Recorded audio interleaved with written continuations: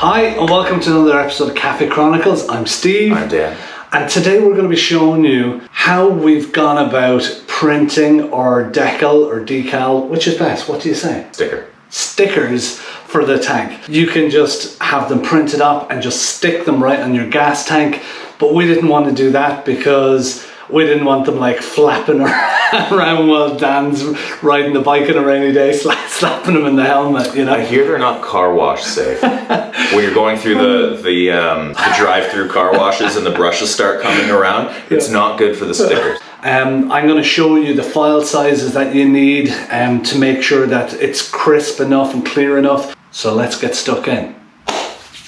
So figuring out what sort of file types you need for the types of stickers or types of decals that you're going to be making is really, really important. This website is where I got the decals for Cyclepomp, for Dan's bike. This is just stickeru.com. You can find them online. We've got no affiliation with them. They haven't sponsored us or anything like that. And then basically you can just type in the text that you want, or you can send them an image and they'll cut it out to the size and everything that you want. It comes with an adhesive layer on the back of it so that you can actually like this stick it to the window, but it also comes with this sort of a transfer on the front of it. So what you do is you pull off the adhesive layer, you get it in place, stick it on the surface that you want to stick it on, and then you peel off this layer, and it means then that you've got no other backing or no, let's say, semi-transparent layer behind it. You just have your standalone silhouettes of the letters, and that's exactly what we wanted for the custom logo on the bike. Obviously this is a budget cafe build, so we're trying to build it as inexpensively as possible. This here is a really inexpensive way to do custom graphics. I reached out to these guys. I think they sent me something like 9 or 10 copies of the sticker, and they sent it plus shipping and everything. It was like $30. So that's pretty cool, right? You know, there's two ways you can go about it. Like I said, you can just choose the vinyl color that you want, or you can give them the color, the exact color that you want, and they will paint over a white vinyl. They'll cut it out to the specs then that you want and send it to you. That's what I chose, and the reason why is because I specifically wanted to choose the color. So that's what we were going to use. So I reached out to these guys and I asked them specifically what format they wanted. They said that their printers use CMYK. So that's just the color format. You can do RGB or you can do CMYK. So this means that it's CMYK. Now, very important when we set up our color that we use CMYK. Otherwise the color won't show up exactly how we've made it. So now we know what format. Let's open up Photoshop. I'm going to create a new document here. So all I've done, I've gone to print, and then you can just go for a standard one. Basically what we're looking for here is we want a resolution of 300 pixels per inch or dots per inch. And this is the important part, color mode. So RGB color, instead of RGB color, we're going to go for CMYK. CMYK, it's like cyan, magenta, yellow, and the K stands for black. Now, here's something important. I took a little look at the tank. Dan and I kind of looked and we thought, right, what size do we need it? And I estimated that the sticker should be probably around 2 inches high by about 6 inches wide. And that's it. We go create. It creates our graphic here like this for us. Next off, make sure that if you go to view here that you have rulers and you have snap turned on. What you do is you just go over here to your ruler and you grab in, and then you basically just drag it over and it'll snap to the edges like that. What we're doing is we're going to do the same from the top, then we're going to pull it down here.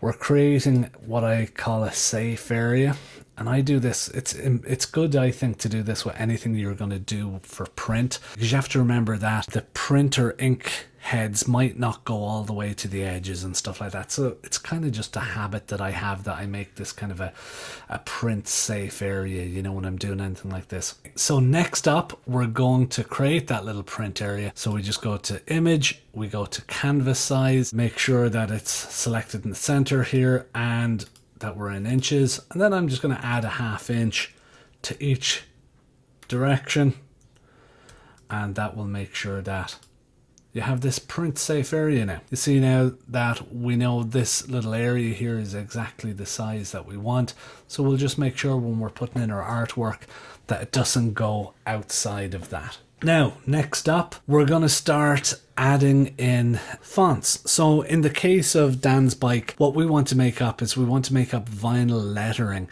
that's going to go on the side of the tank. And Dan's after naming the bike. He has a name for the project. But let's start with just kind of, taking, let's choose a different name for the bike. We'll say Beast, right? So we'll go over here, we'll pick the text tool. So you click here, or you can hit T on your keyboard. We're going to create a new layer by hitting the little plus symbol down here, and we're going to select somewhere and we're going to write Beast. Now, once we've that done, select our move tool or hit V on the keyboard, and now we can just pull this into place. So we go to character here and it'll bring it up. And what we can do once we've got character is, I don't think we'll ever have character. If you're watching this channel, you're probably like us and you have no character. You can see here, we're not going all the way out to the safe areas. So I'm going to make sure that we do by increasing the font size here. So let's try 50, 150. And we can go a little bit more. Let's go 160. That's looking okay. We try 165, 165. Yeah, it's pretty good. Now, like that again, if you want to use up the whole area here, like the whole width, well, what we can do is we can create a little bit more spacing between the letters. So you can do that. So we'll go 200, how's that looking? And you start to kind of fill up here the whole area. So that's kind of the idea. And then once you have that, you can double click here on the name of the layer over here. You can number it 1, for instance. So that's kind of, what we're doing is we're setting up a few different options here of different fonts, just so that we can do some, testing, cut it out, bring it over, look at it on the bike and see if it's something that we like. So once we have that, we hit the little eyeball here and we turn off the layer, and now we can see we've got a blank pane again. We're going to go down here, add new layer. We're going to call this layer number 2, and we're going to select our text tool again, and we're going to type Beast in here again. That's the name of our bike, and this time, and again we're going to hit the move tool here, or type V on our keyboard, either is good. Now we're going to try and change the text. So the actual font that we're using. So we'll select the whole word, and now if you just kind of click up here over the font name, you can start to go up or down through different fonts that you might have saved on your computer, or you can go to a website and download some fun new fonts that you might think suits the image of the bike you're looking for. Maybe there's a style or something that you have in mind, and you can make your way through them and choose one that you think maybe will work. There's a cool one, look at that one. Let's reduce the font size of this a little bit, so we'll go 40, still a little bit big. Let's go 130. I'm thinking 115 should do it, right? So here we go. And like that again, if we wanted to adjust the spacing in between here, we could as well, So the idea is that you will have a lot of different, versions of the fonts, so that you can check them out, see what they're like, see if you like them or not. Let me go here, and I'm going to show you. This is a file that I had made up for Dan, and what I did was like this. You see down the right hand side here again, I have all the layers here, and you can see if I turn them on and off, I had text and fonts of Psychopomp that I had used, put in there. Next off, what I needed to do was kind of show them to Dan. So you might not need to do this, but what I did was I created a document, and I basically copied and pasted all of the different fonts in here, and I put the numbering beside each one, just so that I could show them all to Dan. And it would be a nice way for him to go down through it. You might notice that when I was selecting the color here for the text, I just selected a dark gray. I feel like sometimes when you use a certain color, the person that you're showing it to, if they don't like that color, they can often not like the font or the style of the graphic just because they don't like the color. So rather than kind of allow that to happen, what I do is I just keep it grey, and it's a nice dark grey here, and it'll kind of stand up nicely against the white. At that stage, I sent this over to Dan and I told him to pick a few that he liked, and he picked the ones that he wanted, told me the numbers, and then I went back to my little document here, selected the ones that he had chosen, and I printed each one of them out on my printer. Bring up the layer that we want to print, and we go File, Print to print. And the most important thing that we need to do is we need to make sure we're not allowing it to scale the image. We want the image at full 100% full size. And the reason for this is because we're going to actually cut it out and we're going to try it up against the tank, and we're going to check that the size is going to look good, that the font is what we like and everything. And Dan's going to choose the one that he likes. What Dan's doing here is he's holding up the paper that I'd printed out with the different fonts on there, and he's holding them up against the tank. This is back when we just had the tank primed. You can see here that, you know, Dan has kind of chosen the one that he wants. Once he has chosen that, then it's back here to the drawing board, so to speak. And what I do is I save a copy. So I have the image here that I want. I'm going to save another one. So I'm going to go Save As. I'm going to save it as a Photoshop file, and I'm going to put it in here, and I'm going to call it Final Font, something like that.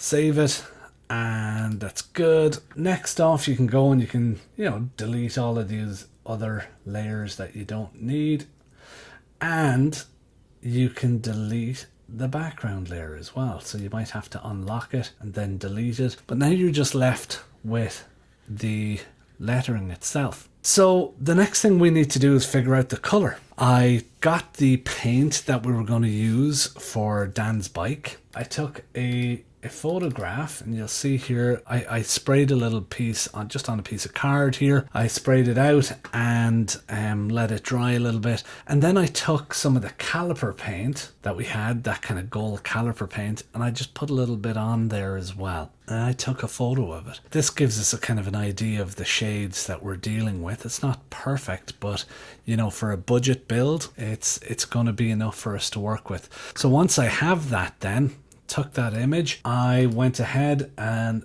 bring that into Photoshop.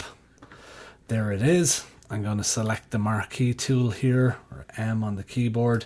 On the Mac, Command C, or you can just go, you know, edit, copy, or on a PC, Control C or whatever. Go back to your image here, and I'm just going to, there by hitting the plus symbol, select the layer, and then I'm going to just Control V or Command V, and it pops it in. Now I'm going to hit the move tool here, and I'm going to get it into position, and now we can see kind of the color that we're working with. Once I have this color now, I know what I need to do. I'm going to go here to my text layer. I'm going to double click on the T, and that selects the text, and then I can go up here to my little color box. Now I've got the color picker out. So you got this little color picker tool. You can see here as I start to select areas that it will shade the text, you know, accordingly.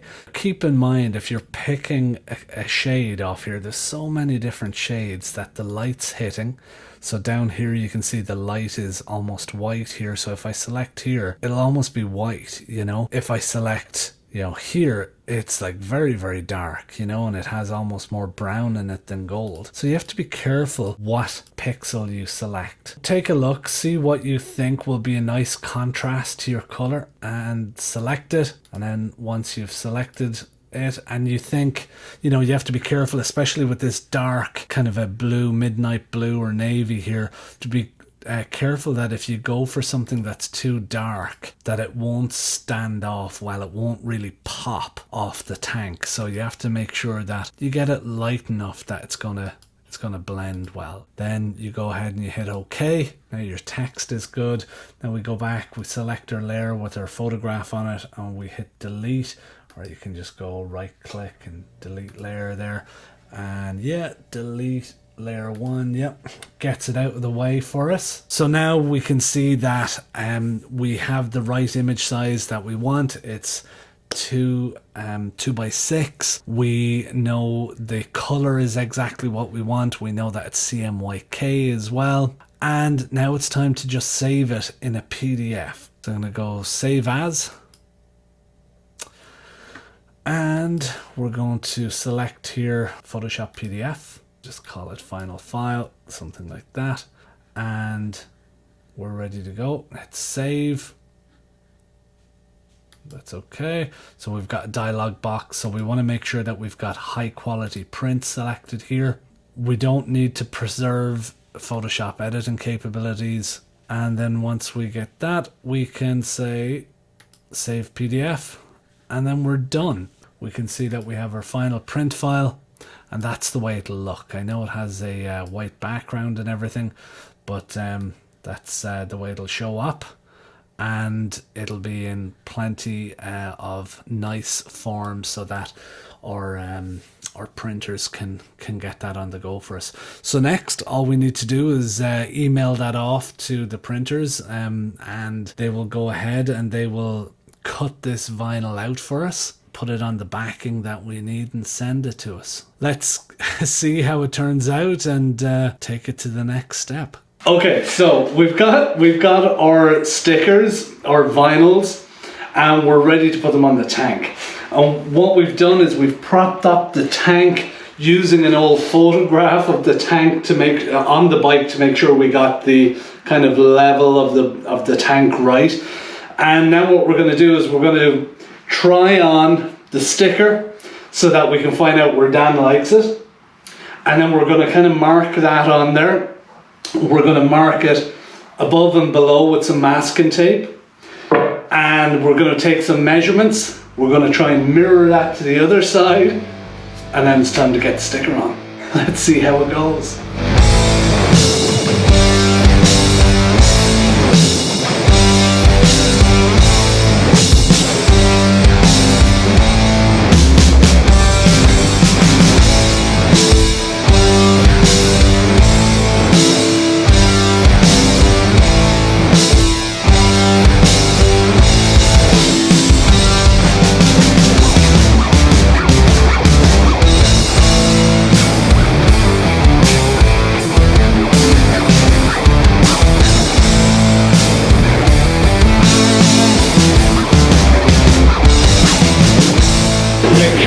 Every little edge of the lowercase, the little connectors, and if you've got any letters that have a little piece in the middle, an orphaned piece in the middle, you got to make sure that you spend extra time on it.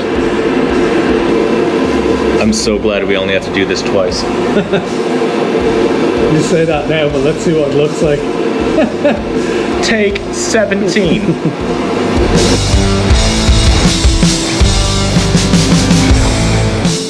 It's alive!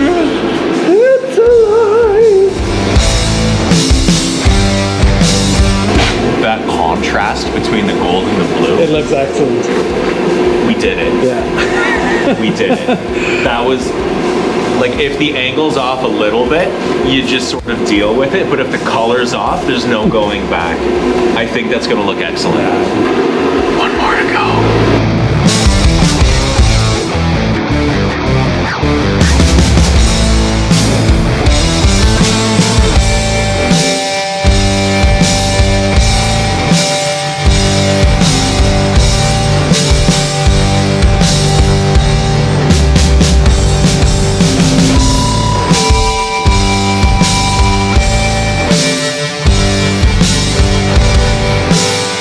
Hope you guys enjoyed that.